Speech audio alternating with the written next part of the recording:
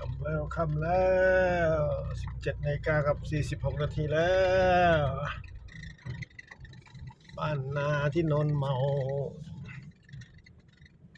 ก่อนเดินทางกลับศรีราชา2 ทุ่มช่วง2 ทุ่ม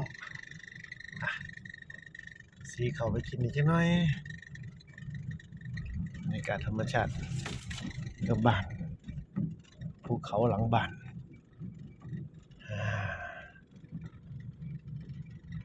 ช่วงเวลาพิเศษได้เดินทางมาเยี่ยมบ้านในรอบเดือนกุมภาพันธ์ปี2569ช่วงเวลาดีๆสีเขาไปกินกันวันนี้สีเขาไปกินก่อน